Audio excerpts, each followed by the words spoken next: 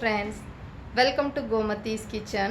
நம்ம இன்னைக்கு பார்க்க போற ரெசிபி பாத்தீங்க அப்படினா ஹோட்டல் டேஸ்ட்ல மைசூர் மசாலா தோசை எப்படி செய்யலாம்ங்கறத பார்க்கலாம். கோமதி vlog சேனல்ல புதுசா ஒரு வீடியோ இப்போ அப்லோட் பண்ணிருக்கேன். அந்த வீடியோவோட லிங்க் பாத்தீங்கன்னா கீழ டிஸ்கிரிப்ஷன் பாக்ஸ்லயும் மேல ஐ கார்ட்லயும் ஆட் பண்ணிருக்கேன்.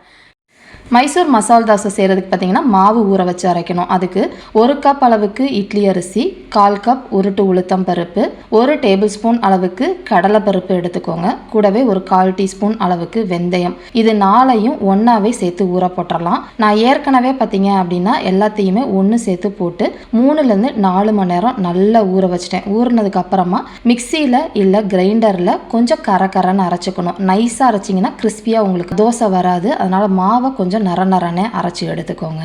இப்போ பார்த்தீங்கன்னா மாவு அரைச்சி எடுத்துகிட்டு வந்துட்டேன்.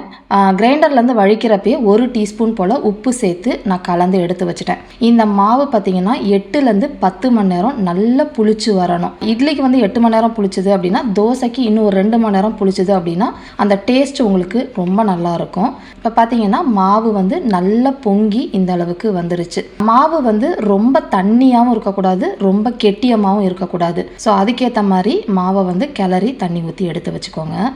இப்போ இந்த மைசூர் மசாலா தோசைக்கு மேலே தடவுறதுக்கு ஒரு சட்னி அரைக்கணும். அதுக்கு 1 டீஸ்பூன் போல் பேனில் எண்ணெய் ஊற்றிருக்கேன். எண்ணெய் நல்லா காஞ்சதுக்கு அப்புறமா 1/4 கப் அளவுக்கு வெங்காயம், அதாவது சின்ன வெங்காயம் 8லேருந்து 10 வெங்காயம் சேர்த்துருக்கிறேன்.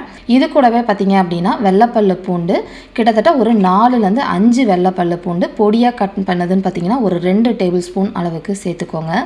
இது கூடவே பார்த்தீங்க அப்படின்னா ஒரு பெரிய வெங்காயத்தில் பாதி சேர்த்துருக்கிறேன். அதாவது கட் பண்ணது இந்த சைஸில் ஒரு 1/4 கப் அளவுக்கு சேர்த்துட்டு கூடவே இந்த சட்னிக்கு தேவையான அளவு உப்பு 1/4 டீஸ்பூன்லேருந்து 1/2 டீஸ்பூன் அளவுக்கு கல் உப்பு சேர்த்து நல்ல கண்ணாடி பதம் வர அளவுக்கு வதக்கி எடுத்துக்கோங்க.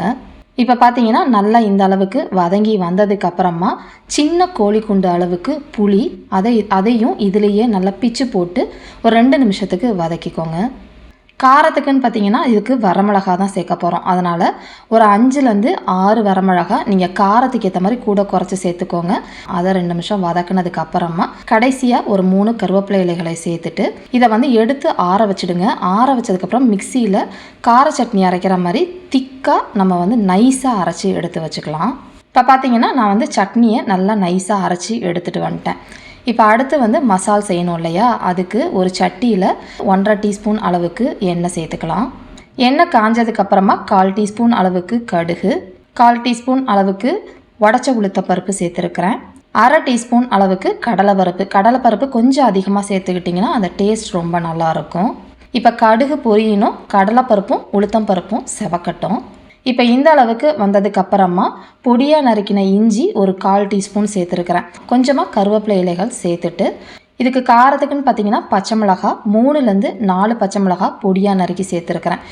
ஒரு நிமிஷத்துக்கு வதக்கிடுங்க. இப்போ பார்த்தீங்கன்னா இந்த சைஸில் இருக்கிற வெங்காயம் கட் பண்ணதுன்னு பார்த்தீங்கன்னா பொடியாக கட் பண்ணது 1 கப் அளவுக்கு அதையும் இதில் சேர்த்துட்டு நல்லா ஒரு கண்ணாடி பதம் வர அளவுக்கு வதக்கிக்கலாம். இப்போ இந்த அளவுக்கு வந்ததுக்கு அப்புறமா ஒரு 1/4 டீஸ்பூன் அளவுக்கு உப்பு சேர்த்துருக்கிறேன். கூடவே ஒரு 1/4 டீஸ்பூன் அளவுக்கு மஞ்சள் தூள் சேர்த்துக்கோங்க.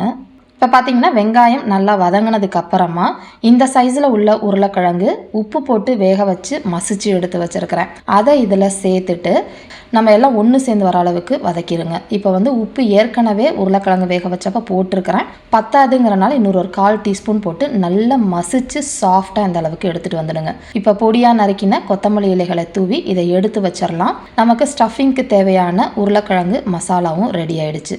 இப்போ தோசை ஊற்றுறதுக்கு தோசை கல் நல்லா காஞ்சதுக்கப்புறம் தண்ணி ஊற்றி விரவி விட்டுருங்க. அதுக்கப்புறமா நம்ம தோசை மாவு உங்களுக்கு எந்த சைஸில் வேணுமோ அதை ஊற்றிட்டு நல்லா மெல்லிஸாக நான் உங்களுக்கு கிறிஸ்பியாக வர அளவுக்கு நம்ம பட்டர் தோசைலாம் விரவி விடுவோம்ல அந்த அளவுக்கு தோசை ஊற்றிடுங்க. இப்போ இதுக்கு மேலே உங்களுக்கு தேவையான அளவு நெய் இல்லை எண்ணெய் சேர்த்துக்கலாம். கொஞ்சம் தாராளமாக ஊற்றுனீங்கன்னா உங்களுக்கு நல்லா கிறிஸ்பியாகவே வரும். தோசை மேலே இந்த மாதிரி தோசை கரண்டியை வச்சு இந்த அளவுக்கு அழுத்தி விட்டு இந்த மாதிரி மொறுன்னு வெந்து வந்துடணும். அதுக்கப்புறமா தான் அதில் நம்ம சட்னியும் அதுக்கப்புறம் ஸ்டஃபிங்கும் வைக்கணும். அதுக்கு முன்னாடியே வச்சுட்டிங்கன்னா கண்டிப்பாக உங்களுக்கு கிறிஸ்பியாக தோசை வராது.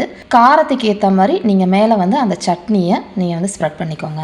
இப்போ தேவையான அளவு நம்ம உருளைக்கிழங்கு மசாலாவையும் உள்ளே வச்சுட்டு இந்த மாதிரி முக்கோணமாக செஞ்சு கொடுத்தோம் அப்படின்னா கடையில் சாப்பிட்ற மாதிரியே இருக்கும். ரொம்ப சூப்பரான மைசூர் மசால் தோசை ரெடி ஆயிடுச்சு. இதே மாதிரி அளவுகளோட இந்த தோசையை செஞ்சு பார்த்துட்டு எப்படி இருக்குங்கிறத கமெண்ட் பண்ணுங்கள். வீடியோ பிடிச்சிருந்தாலும் கமெண்ட் பண்ணுங்கள், லைக் பண்ணுங்கள். மறக்காமல் கோமதீஸ் கிச்சன் சேனலை சப்ஸ்கிரைப் பண்ணி வச்சுக்கோங்க. தேங்க்ஸ் ஃபார் வாட்சிங்.